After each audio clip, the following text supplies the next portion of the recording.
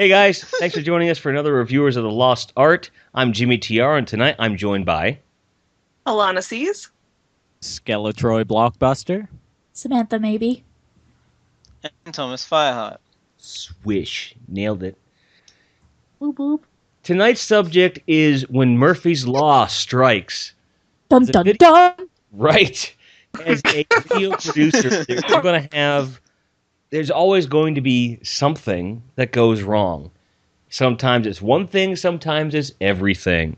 We're going to this is more anecdotal in a sense of, hey, shit goes wrong, how do you deal with it? And we all have stories about it, not just in video production, but I know like for Alanah has a background in stage production. She has a great story I can't wait to hear.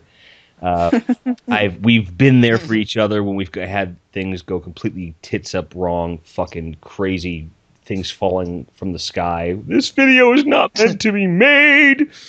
And of course, we've also got the whole thing with Windows Movie Maker and every other fucking thing. So we've got a lot of ground. We've got a lot of ground to cover.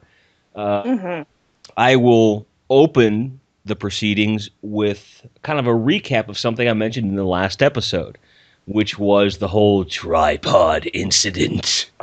The shortest version I can give would be the fact that the end of all of this was me needing a tripod, and then there was this debacle getting it. Leading up to it, this is what a little bit more detail, and this is kind of what's going into it. I've used the same Logitech webcam with the exception of the last several videos since the inception of that ruled. It's a nice HD cam that Logitech makes. I think it's a great product. The software they package with it works reasonably well, even in XP. The latest update, however, and along with a couple codec changes that I needed to make for other reasons with editing and so forth, they just weren't playing nice. They weren't digging the playground, and teachers had to get involved, and recess was fucking over.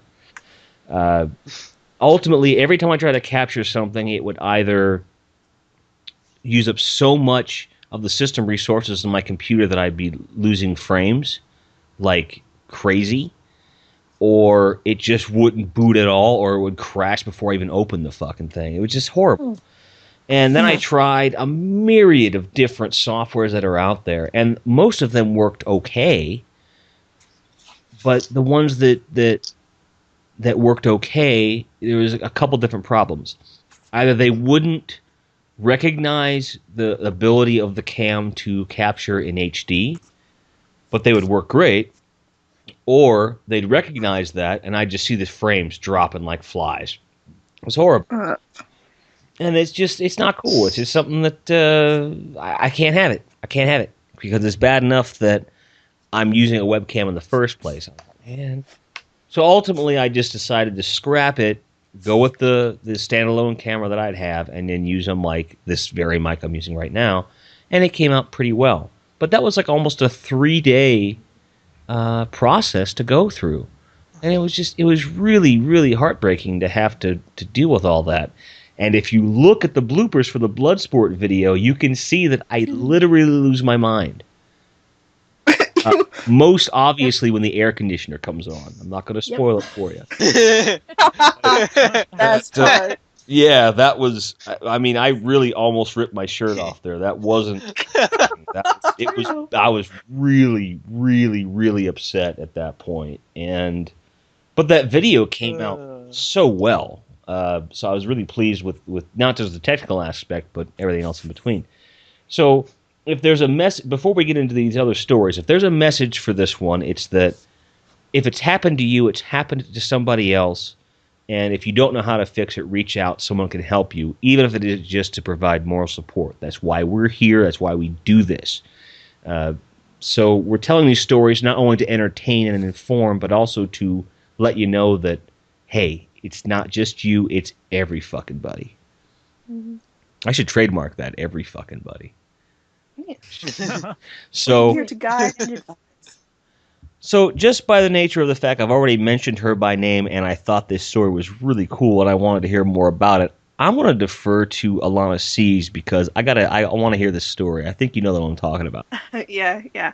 I've had like you said, I have a background in stage production, is where most of my work has been done, and thus most of my accidents or terrible, oh God, this has gone wrong moments have happened.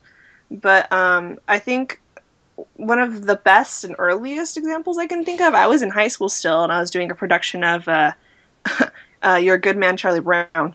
And we had this massive couch that we bought, like a Goodwill couch. So it was, old and crinkly. And we put padding and stuff and made it look hugely oversized so our adult actors would look like children on the couch. And so I was playing a minor role, and I was also doing like stagehand stuff for that show. And I went to push the couch on stage during blackout, and I was just, it's a 30-second blackout, so I was just like, hey, push the couch on stage, set the lamp, blah, blah, blah. But when I pushed the couch on stage, 2 of the legs broke off, and I was just like, the lights are coming up in 14 seconds, and I don't know what to do. So I picked it up and got underneath it and put a couch on my body. And like, I hope the actors don't sit on this. Please don't sit on the couch. Please don't sit on the couch. It's heavy. And so the lights come up, and there's a couch on my body, and I'm underneath the couch. The audience can't see me, praise the Lord, because, there's a nice little draping on the couch. But everyone backstage can see me, because I look up to the entrance. There's my stage manager, my director, and 6 actors looking at me and mouthing soundlessly, just like, what is happening? What are you? Are you okay? Don't die. Why? God. And I was just like, oh, crushed by a fucking couch. And they're singing and doing the thing, and I'm just like, please don't sit on the couch. Please don't sit on the couch. And 4 of them sit on the couch together. Oh God. Oh. It's like, why God is there a couch on my body? So if there's a message to the story, after this, 4-minute scene of lots of people singing and sitting on my body on a couch, I got up and limped away, and they pulled the couch off, and I put an ice pack on my body. But the thing is, I reacted impulsively because something went wrong, and I just didn't know what to do in order to fix it. But usually your impulse is going to be something that's going to hurt you or going to make things worse. In this case, it worked out for me. But sometimes it's going to hurt to fix a problem at the last second. And I mean, even though it did work out, it's a great story to tell after. As long as you don't panic and do something that's just like start screaming, you're going to be okay, and the problem will end. Even if it's going to hurt for a while to make a problem work, it's going to be over in 4 minutes. And then you can sound awesome when you say, yeah, there was a couch on my body. And that brings me to an excellent point with video production, which is one of my favorite phrases, as my other producers know. We're not doing it live in the vast majority of things that we do in this job. And so I'm famously known for, we'll fix it in post. Mm-hmm. Very few reasons to panic in a heavily edited format, but they exist. Which I'm sure Troy has a couple of similar things to that. Yeah, well, I've been doing a lot of different type of videos for a long time, so I've run into pretty much every type of problem that you could possibly imagine. Stuff from every mistake is a learning opportunity, and I've had a lot of learning opportunities.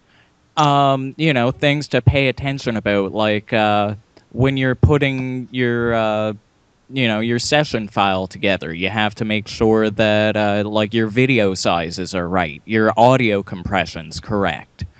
When you're filming, you need to make sure that you have decent lighting. You need to make sure it's a decent angle.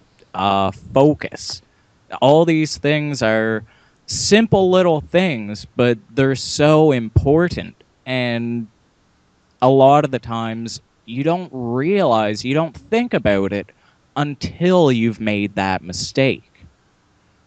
Yep. And I mean, sometimes it's just a matter of things go to shit, you know? Right. Um, Where one you're trying to problem film causes something- another problem, causes another problem, and there's a domino effect.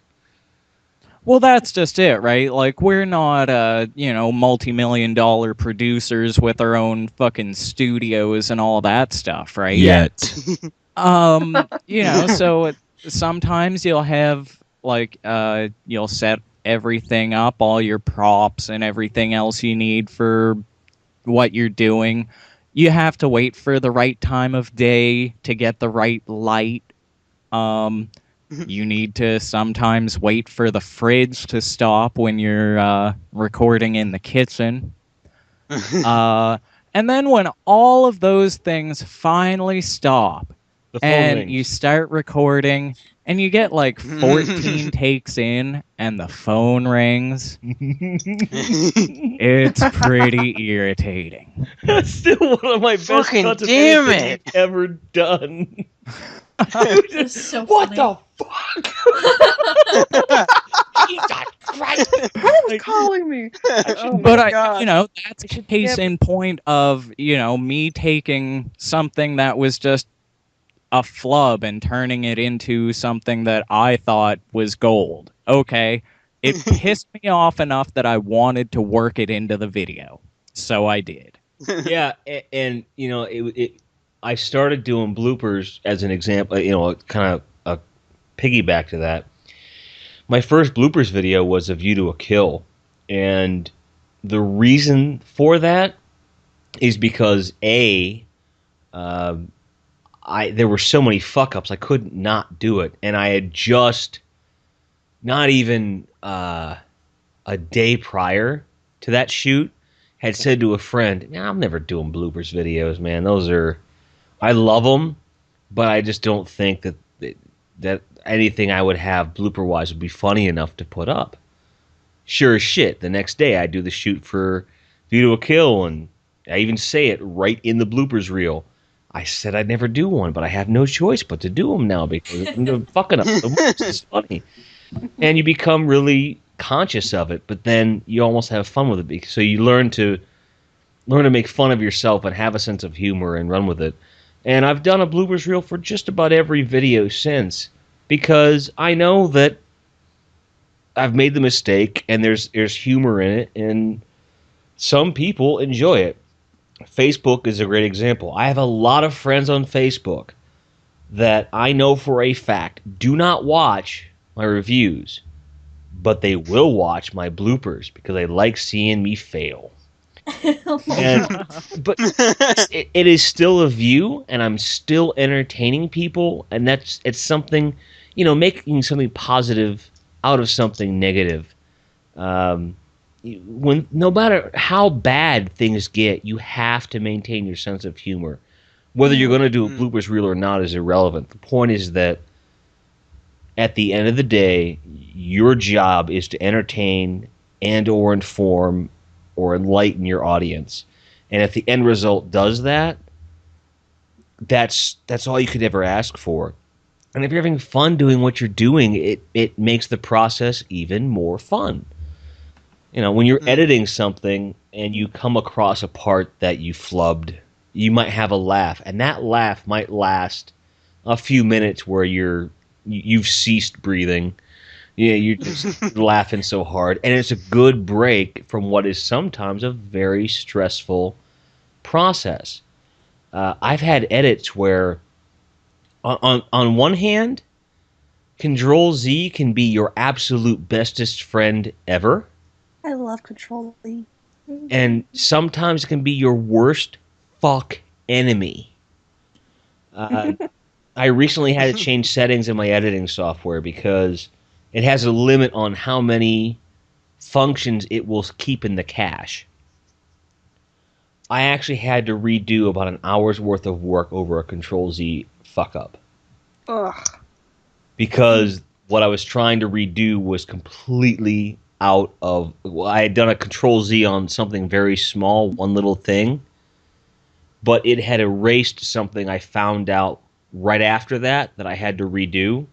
because I had a limit of 10, and that was number 11. I had to go back and do the whole hours of work over again.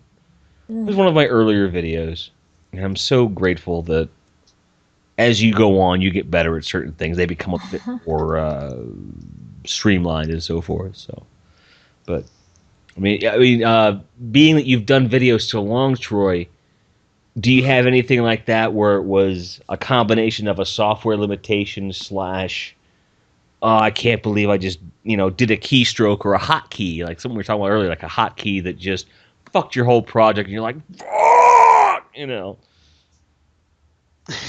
Anything like that?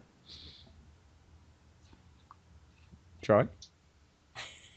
Betty? Hello, You guys, someone killed Troy. Oh! Ugh. An example of when something goes wrong. Yeah. There we go. There we go. See, I'm going to leave this in because we'll fix this shit in post. See, You know right what? there, we'll probably cut the edit off and then bring him back in. Yeah. Right? He probably went to take a piss and because he's like, oh, Jim's talking back in an hour. Possibly.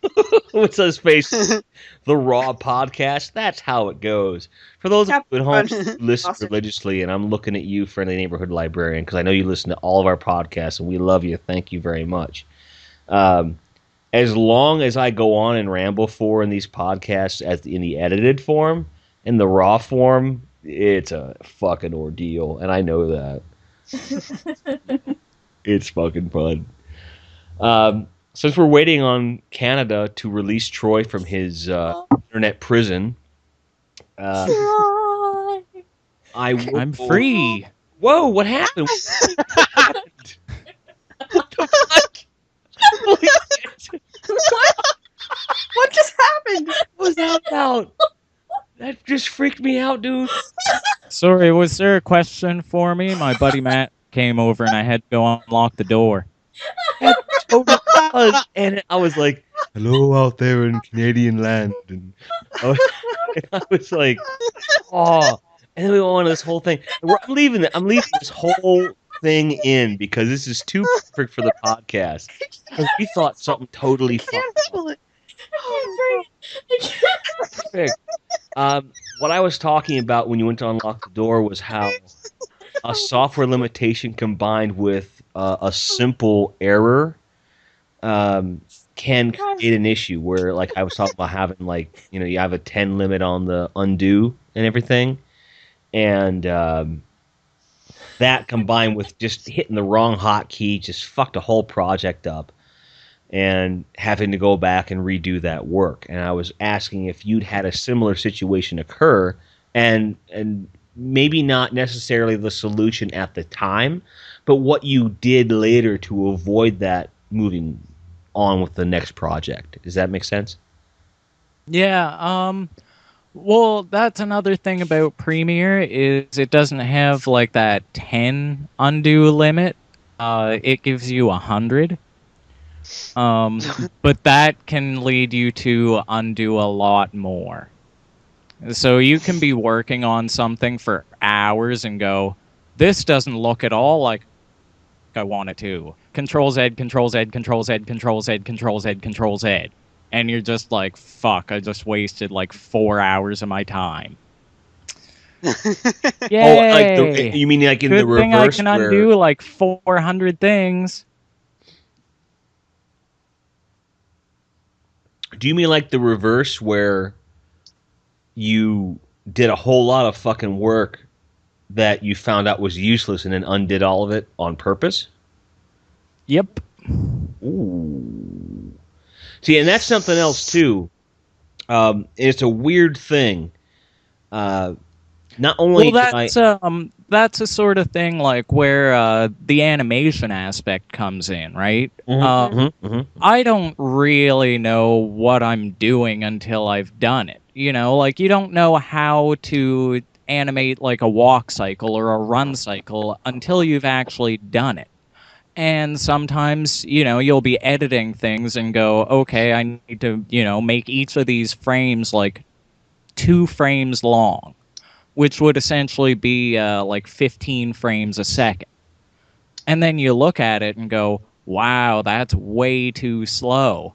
And then you have to go and, make each of the frames 1 frame a second. Well, that takes time. So, like sometimes you're just doing things and then redoing them and then undoing them just because you don't know what you're doing.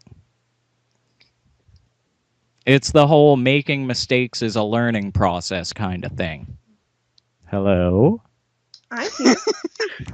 We Well, all you know what? died. I think that's a good point that Troy's making, especially because Jimmy, you said something earlier that made me think of it. Like, you're gonna have to make mistakes in order to just learn what you're doing, and I don't think you can be ashamed about the mistakes you're making, and that's why we do things like blooper reels and this kind of podcast, because when something goes wrong, whether it's a mistake or just cruel fate, it's often not just something hitting you in the face. It's often a chance for you to either learn something or to rise above that mistake. Like I remember when the first time I assistant directed a show, my opening night came up and my director came down to me like 2 hours before curtain and goes, "Hey, my grandpa just died. I gotta leave the state, so you need to take over. Have a good weekend." And I was just like, oh, okay. I'm 19. I'm going to run a theater by myself tonight. It was terrifying. It was absolutely terrifying. But at that moment, all of this responsibility is heaped upon you because a tragedy has struck somebody else. And that's a moment for me to be like, okay, instead of panicking now or trying to shove it on someone else, it's a moment for me to rise above and make this work. And I think that when something goes wrong in video production or, oh gosh, all these things happened, it's a moment for you to be able to, okay, this has gone wrong. I'm learning from it. I'm going to make it work. And afterward, I'm going to be able to say, oh, I got through that. Alanah, your new theme song is Black Flags Rise Above. Just saying. Sam, I know that you had an issue, and you're still having an issue with Adobe Premiere, and Yeah. you touched on it, like you're having problems with the software, but you never really talked about it, so I kind of want to know what isn't working and what your plan is to learn the software, or even just to you and Troy back and forth, maybe just to learn something, because there's a good possibility that one of our listeners is looking at Premiere and going, and probably needs to hear it, because I've considered using Premiere, but I have such an issue with the learning curve of anything Adobe that I just go, fuck that, no, fuck it, fuck. Even though once I learned it, I would probably be in hog heaven. I'll admit that. They've got a really great reputation. I'm just not that guy yet. So, Sam, just you and Troy run with Adobe Premiere. Be right back. All right. So I think about a week ago, I started trying to use Premiere for the first time, and I didn't really have too much trouble, like importing my clips and like my logo and stuff. But then I imported the clip for my theme song, and the video just looked horrible. It was like really pixelated, and I'm sure it's just a resolution problem somewhere, but I don't know where the problem is. So The first one might be like when you're making the session file itself, like when you have to name it and everything. That's what I was talking about with mistakes I've made about video size. You always have to make sure that is the same resolution as essentially the biggest resolution video you're putting into it, or picture or whatever. So does it not allow you to edit those settings on the fly? Not to my knowledge. Okay, and is it and this is for my edification as well as the audience too, as a complete noob, okay? Based on what you said, it sounds like the requirement of those settings is you're basically setting the limit, the upward limit of what you're putting in, not what you're putting out. Is that correct? Yeah, you can change what you're putting out later. Okay, so the idea is to set the upward threshold to here's my in, I'll worry about the out later. Yeah, I mean, normally it'll set it to be the same as whatever you put it as in. But yeah, I mean, really, all you have to do is just look at all your files and see what the biggest one is, and plug that number in. Good to go. And for those of you that are considering using Magix based on my glowing recommendations, it will let you change those settings on the fly. Totally. Although, whatever.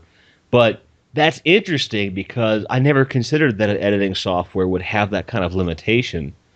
Because it requires a forethought that I wouldn't necessarily expect. Like, I would think they'd be more flexible, but that's really interesting to me. Well, I mean, when you think about it, right? Like, most people are gonna either do stuff in probably 720 or like 1080p, right?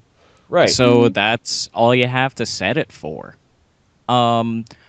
If you're importing things that are of a bigger file size, which you can do, you can just right-click on the file itself when it's in the multi-track part, and there's a thing, it's like scale to frame size. Good to go. Okay, so if you screw it up in the initial stage of the project for Premiere, what you can do instead is then once that movie or element, object, whatever term they use, once it's in there, you can adjust it to the project settings just like that. Yes. So in those terms, by those terms anyway, you could conceivably set the project to your output settings to simplify things and then adjust clips as you bring them in, yes? Pretty much, yeah. I mean, that's what I do with a lot of the, like the comics in comics section of Advertainment. Uh-huh. A lot of those panels aren't a standard size. So for the most part, I'll just scale them to the frame size so that they're the maximum that they can be within the frame. Mm-hmm. Makes sense. Seems to work fairly well. Yes. I dig it. Does that kind of shed a little bit light for you, Sam, on what may have been the issue in the first place? Yeah, I mean, I really just have to sit down and play with it more, and I'm planning hopefully this weekend to try to figure things out, but I just haven't had the time to sit and learn the software yet. So would you possibly be doing your super secret special with Adobe Premiere if all goes to plan? I was planning on doing that, yes, but if I'm still having a lot of problems, then I will just default to iMovie again. Fair enough. We shall see. Yes. Because, iMovie, for as smooth as it is, and I'll never take anything away from what does work with Mac works well. I'm never going to say no. My issue with Mac has always been that it kind of talks down to and patronizes the casual user a little too much. And some of the software limitations are designed around, we're not going to allow you to fuck your shit too much. And which is fine. I mean, I understand that to a degree, but you should have the option, in my opinion, to, like advanced settings for advanced users only, disclaimer, etc., checkbox, and the snarl has to be there. With no snarl, I'm not cool with it at all. But that's the thing, is that iMovie, I think, and correct me if I'm wrong here, I think you've hit the limit of what iMovie can do, and there's more you could explore if you had something that was a bit more wide-reaching, like Premiere. Yeah. Yeah. No, it definitely limits your flexibility in terms of a lot of things. Like, the effects that you can use, you can only use in one specific place. It's either in the very center of the screen or like across the bottom. You can't move it. You can't adjust where text pops up very easily. It's either up in the corner or right in the center somewhere. If you want it like pointing to a specific thing, good luck. And that's funny too. Like, even with the software I use, Magix, I mean, you've got certain defaults that you can't even if you like take, we'll just use the captions as an example, okay? My that ruled caption, my watermark is what I call it in there. It defaults to around the same place you guys have yours that iMovie won't let you move. Right. And then I have to go in and manually move it down towards the bottom. And so I have template projects where what I do, and this is to avoid a lot of mistakes I've made in the past. Okay, so we're getting kind of to more of the solution type of thing, where I've got the caption exactly where it needs to be with no fades or nothing. And I put that at the beginning of a project, and then I fill the project folder with everything I'll use regularly, whether it's the squirrel picture or the record scratch, the crowd booing, which I use a lot because my puns deserve it. And then I save that as a template for a type of episode. At this point, I've got templates for regular reviews. I've got one for updates, bloopers, K-Thanks Die, and a few things in between that I'll have those elements scattered where they're supposed to be raw, and then the idea is And I realized that that's probably a lot of extra work, but it saves me so much if this then that nonsense later. So preparation is key to avoiding those sort of things, especially when you're into the post aspect of it too. So the more you do, the more you learn, which goes back to the moral of the last Reviewers of Lost Art, which is just fucking do it. You'll figure it out, and that's how we learn. Tom, I am sure with your storied past with Windows Movie Maker, you've got at least 1 or 10 stories to tell me about some shit that went totally fuck awful. Since I've already done it once, I thought I might do it in a different place. If I can actually pull that off, I will try. Say what?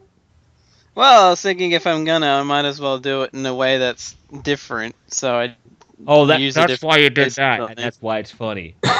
Good. It's funny because I had to figure it out. That's like early on when I used to do mini music videos at the end, just as something to end on. Those took forever to actually edit because Windows Movie Maker would always be fucking up by then. Because I'd have to go through, cut out. Yeah. It pretty much always, like, it's sometimes it's fine all the way through, or like it's fine, and then as soon as you get near the end, it's like, I fucking dare you to finish. Truth. Absolute truth. It's like, it's pretty much daring you to friggin' continue on with this thing. And sometimes I've kind of given up, but it's not so much because of the problems with Windows Movie Maker. It's that I've gone back through, looked at the edit, and just gone, this fucking sucks. So it was like a matter of where everything preceding it, you were like, it's not worth the extra effort of this music video. This music video will not save the rest of the video. Right? Well, yeah, even entire episodes I've had that with as well. Like, sure. Generally with the music videos, I dropped them because it was just less editing. Well, I think the last thing I did resembling a music video was just like a handful of clips set to "We Are the Champions" by Queen, because it was for the Night of Champions pay-per-view, so it made sense, and I wanted something to end on. Sure. And I think that was the last time I basically did that sort of thing. I've done like clip jokes to end on anyway, but yeah. But yeah, it's just sometimes it gets so fucking annoying because I'll be doing this tiny little thing, and either I've accidentally clicked too many things at once, so it's having a seizure or something. And it's just like, oh, fucking God. And sometimes it's actually deleted every single file that I've brought in. Like, not in the actual... If I've saved the file, then it'll be fine in the actual, like, video stuff. But entire collection will be gone, and I'll have to put everything back in.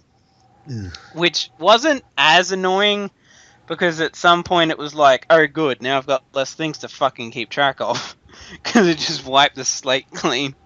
And I've had that happen twice now, and usually it's while... I think once it happened before I was about to edit a video, I just sort of opened it and there was like nothing and I had to bring everything in. And then there was another time where it happened midway through editing a video, I think. So I was like, oh, fuck. if you have a story similar to this, if you're listening, or you've had a story related to like the first episode of Review of the Lost Star, and you're a Windows Movie Maker person, I've said this to Tom, I've said this to Chris, several other people. There's a little-known open-source project called Lightworks, and it's kind of, it isn't, but it's kind of a Magix clone. It's got a few limitations, but I will tell you that the limitations that it has, it is still got more capabilities than Windows Movie Maker as the free version. It's 100% legal, works really well, very smoothly, low system resources. And I've never, ever, ever, ever read anything anywhere that said, oh, Lightworks sucks. They've got a really strong community that's been with them through development. And it was just a few months ago that they introduced the free version versus the paid version. In the paid version, you've got to have really specific needs to need that. And it is subscription-based, and that is what it is. But in the interim, if you're looking for Premiere or Vegas or Magix or whatever, and you're not willing to drop the coin or procure it by any other means, and you want something that's legal, etc., that does the job and isn't prone to the problems that Windows Movie Maker has, Lightworks is a really good alternative for PC users. I don't believe they offer it for Mac at this point. I've used it. I've dabbled with it. I'm kind of dyed in the wool with Magix. I like what I can do with it. I'm just I'm used to it. I'm kind of entrenched at this point. I'd have to take a really long break from making videos to start with a Premiere or something like that at this point, because I found something that works and I'm happy. But if you're having that kind of frustration and it's consistently giving you a hard time, just try it. I can tell you that it's certainly by no stretch of the imagination worse than Movie Maker, because there is nothing worse. Nothing worse. Because anything else that performs at a lower level than Movie Maker has the courtesy just to not boot in the first place. Like, that's the only way you could be worse than Movie Maker, is by just simply not booting at all. And that, to me, is so fucking polite. It's like, yeah, I'm not going to work. Fuck you. Movie Maker's like, sure, I'm here for you. And then 20 minutes later, then it goes away. And you're like, And you restart the computer, reopen the project, and none of you works there. An issue I just remembered that I had the other day was True Blue reviews probably would have been up a day or so before I actually finished it, but I think I've had the problem twice recently, but I don't think I'd had it before, or if I'd had it before, it was sparingly. I'd close it because it's been acting up, and then it won't open again. And then I have to like either log off or reset the computer for it to actually open up again. And it's like, oh fucking hell. So I think when that happened the other day, I was just like, fuck this, I'm going to bed. I'll wake up and finish editing it. Yeah, Movie Maker has. I always would. Before I started that rule, I was a really big Movie Maker guy. Particularly the Vista version. That's the only version that was like, it works 90% of the time. But when it did fail, it was a massive fail of epic proportions, right? But it was a lot of the same limitations that iMovie has, as far as where you can put text and so forth and so on. And if I watch Chris's stuff from NNTV, I can see all the little spots where he had to work around Movie Maker, and my heart just bleeds for that guy because he has such. I can't wait for him to get other software because I know what he's going to do when he gets something. First of all, he's going to explode, and then when he gets the pieces back together, he's going to. The creativity that is being limited by this software is just horrible. And for those of you listening that think I'm a Microsoft hater, I'm not, because without Movie Maker, I wouldn't be doing this. It taught me how to edit, and it taught me how to edit because it's so limited. I had to work around it. I had to find all these hand-coded plugins that did things that other software does natively, and then figure out how to get those to work and how to work with aspect ratios. My old band, Cardiac Arrest, which I've never mentioned by name in any podcast, our entire DVD, it's like a fucking 4-hour extravaganza when you put all the content back to back. The entire thing, except for the menus, was edited and rendered in Movie Maker Vista Edition. Wow. And it looks good. But I had to figure out ways to get around Vista's hackneyed aspect ratio nonsense, because when I'd rendered the whole DVD, FTP'd it to the guy doing the DVD authoring. He was like, there's letterbox in all the wrong places and the video's too small. And he said, here's what it is, here's where it needs to be. And I'm like, what? Figured it out, downloaded the plugins, took the entire... I had to re-render the whole fucking thing with one effect on the entire thing so that it fit seamlessly without any letterboxing effect at all, which took a day, which was not fun. But it worked, and that DVD came out great. I would never... I mean, I think now... Excuse me. About that edit. Fix it post. And I just go, man, how much easier that would have been in like Magix or Premiere or whatever. I just didn't know any better. And but without that experience of having to work so hard to get around software limitations, I would not be nearly as good an editor as I am in any other software. So I think to a degree that you have to have the training wheels on for so long before you can appreciate something without the training wheels. And just because then you know what you want, you know all the work that goes into doing something, then you find, oh, I can just click that and boom, boom, boom, boom, boom. I was editing K Thanks Die today, and of the 4 episodes I finished editing, the first of the 4 has a couple spots where Jimmy D just blinks out and you just see the background. I got sick of that. I'm going to re-render it before I release it, but I found out why that was happening, and I found a really cool little hotkey that fixes that to where there's no guesswork involved with hitting the end of an object. This comes from me having to manually do stuff in Windows Movie Maker. I'm not used to having hotkeys and built-in functions that do the job that I had to do before. I'm still relearning editing. That's a great example. So now, like the ones that came after that, no more disappearing Jimmy, which is beautiful. Jimmy, does Magix not give you the option to like just be able to snap your pieces together?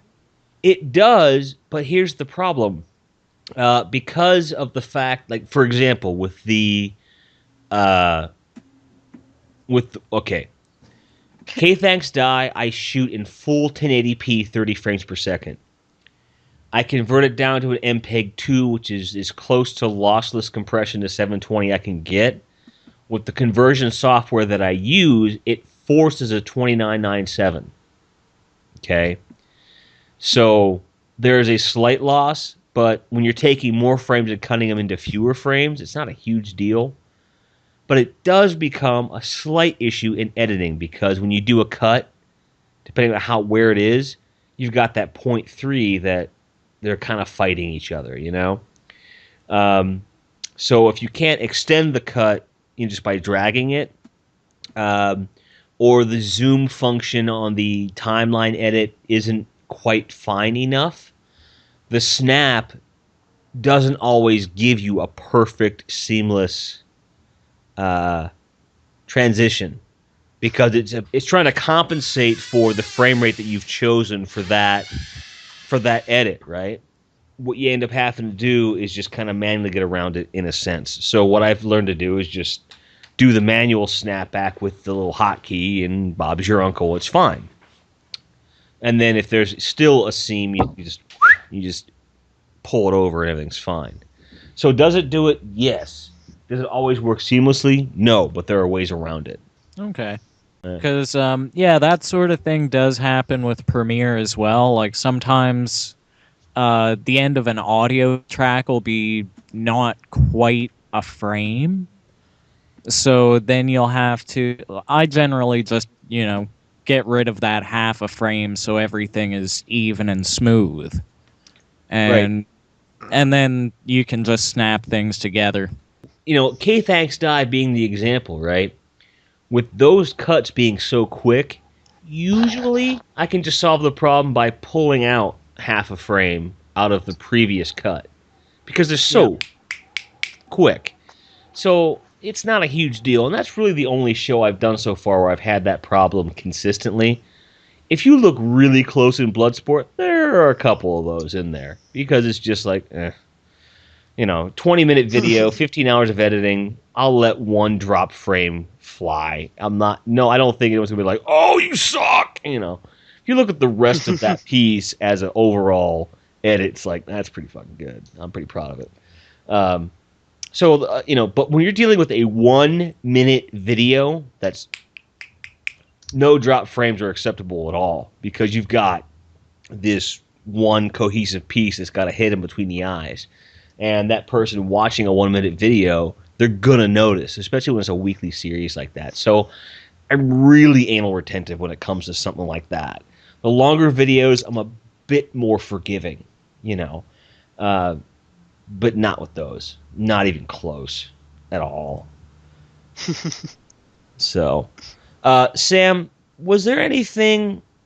Because I know you've done a lot of different approaches to the different types of shows you do. You've got the Supernatural, which is a lot of quick cuts and reaction stuff and not scripted. You've got the comic book stuff, which is scripted and so forth. And we've done the crossover thing, was a different kind of shoot.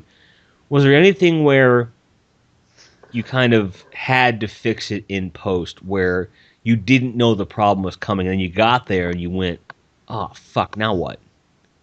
Well, I think I've talked about this in a previous podcast, but I definitely had an issue with my first Supernatural review that all of the audio and video was out of sync, and I had no idea until I got it into iMovie, and I had to detach all the audio from every single video clip and readjust it because it was really bad.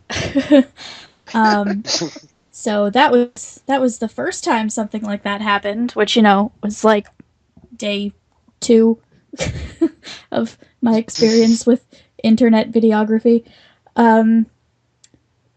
But other than that, there have been times when I'll be editing and notice something in the background that I really wish I had moved before I started filming that I just didn't realize was there. Just like a book or some dishes or like 4 soda cans sitting behind me that no one else will probably notice, but starts to bother me after a while, staring at hours upon hours of footage. But yeah, usually I try to make sure, my mic is picking me up and my lighting's good before I start anything, so I haven't had any major problems, aside from, writing the character's name incorrectly into my script. That was bad. But, we fixed that in post, so it was good. And that was definitely an experience. I was concerned that it wasn't going to play well, but I think I managed to fix the voiceover as best I could, and, I got to have a swarm of babblefish invade my brain, so that was fun. Oh boy. Darn babblefish. That's right. They're a rare breed. Yeah, Alanah. Yeah. with you having only done a few videos, I know you've already run into some kind of problem in post. Why don't you tell us some of your noob post problems? Well, I mean, thankfully, the initial issues that I've run into, I've had really quick fixes for. It's usually been, before I go and mess this up, tell me how to do it correctly, Jimmy and Sam and Troy and Dom, and we'll all be good. And then you're like, here, I will lead you along the right path, and you will not stray. And it's been fine. But I think that, you know, I do most of my work in iMovie as well. And the only thing that I've run into is really been just getting used to the idea of like, oh man, my face is weird. Why did I make that face? I hit myself like 4 times in this cut. Like things like that, where it's just it's realizing that when I go through filming, even when I'm happy with a take, often I go back afterward and I'm just like, man, I need to go back in time so I can refilm this. But that doesn't work. And now everyone in my house is asleep and I can't afford to do those things. And so I think those have been my issues mostly. It's just preference issues. I know with my first video, I just had a horrible camera angle going and I was just like, well, there goes that. But other words, the only issues I've run into that have really bothered me have been timing issues, where it's like, I want to get this video done or I want to review this film, but I don't have the time right now to go to the theater, or oh no, I'm sick as a dog. You know, things, they're natural life problems that I've run into. I think that it's interesting that we've talked about the different software we use, because I have stupid access to Adobe programs, but I don't use very many of them. I use, you know, Illustrator and Photoshop when I'm designing, and you know, those come along with their own set of, damn you computer, you've ruined everything.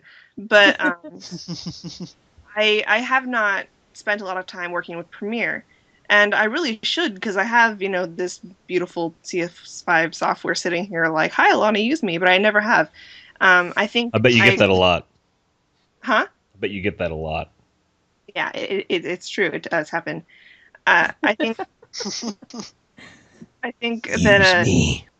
I want to use you. Okay, sorry. Exactly. You made a good point earlier when you said that it feels like Mac often talks down to its users.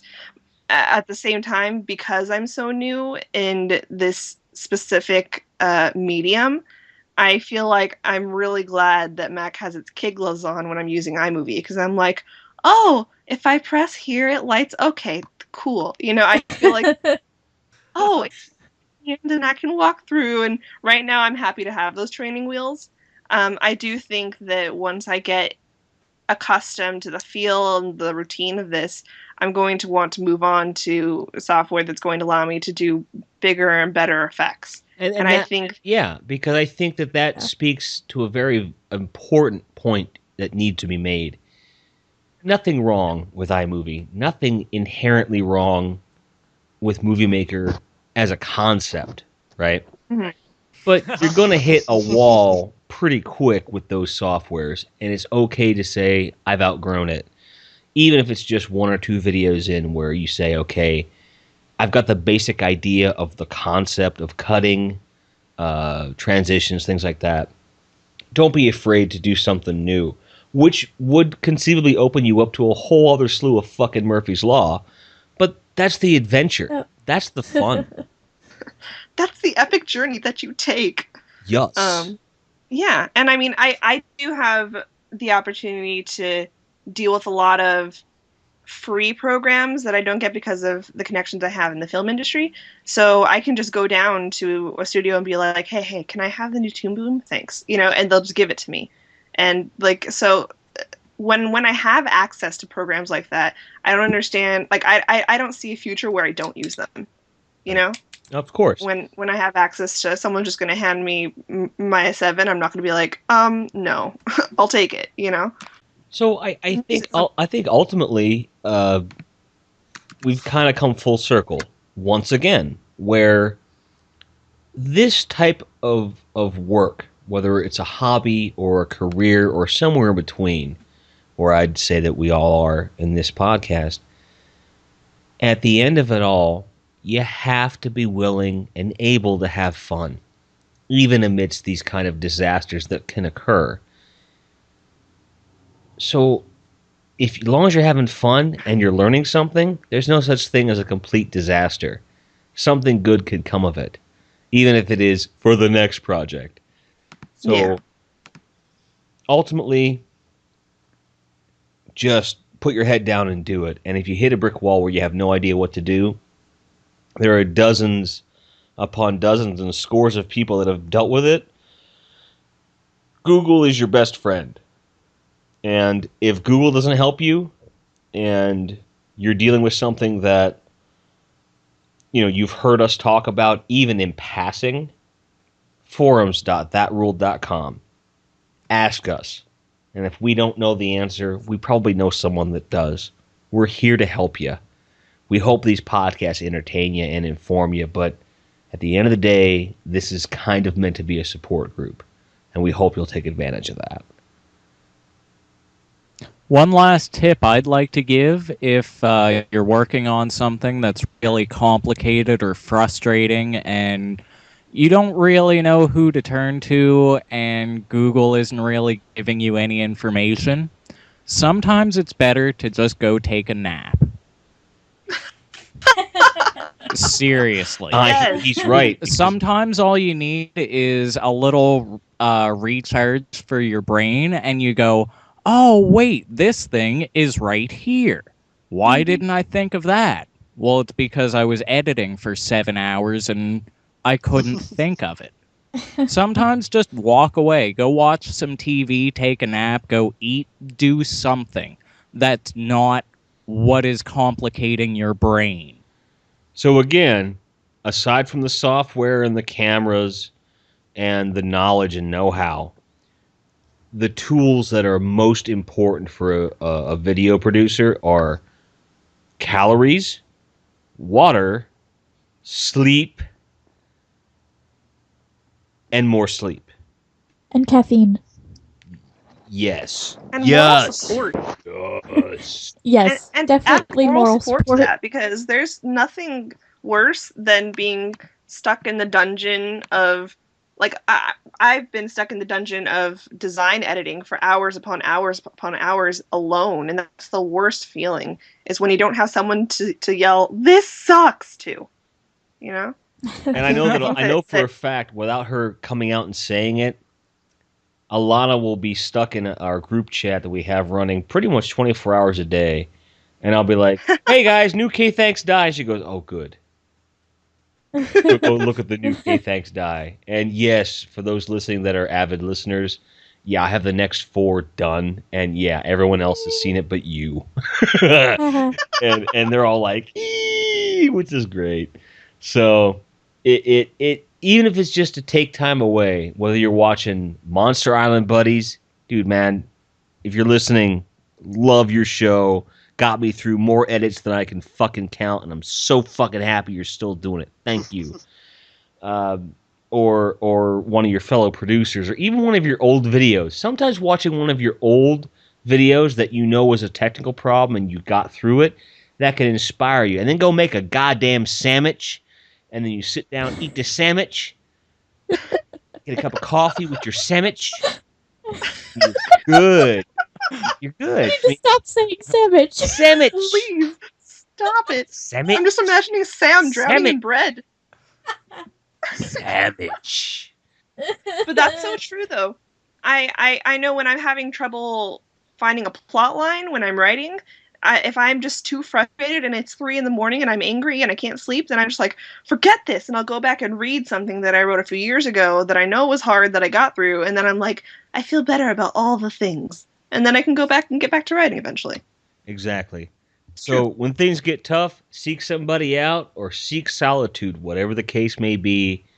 The end is near. You can fix it in post.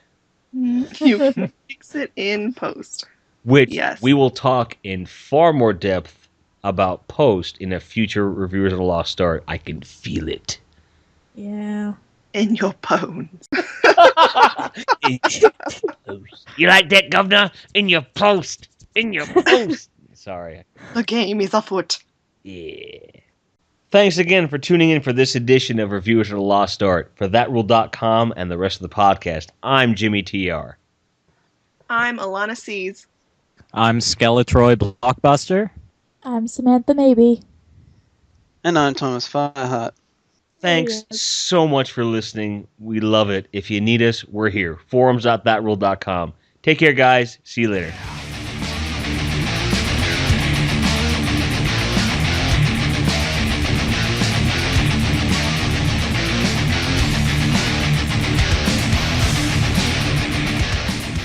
I'm just so confused right now. I don't understand.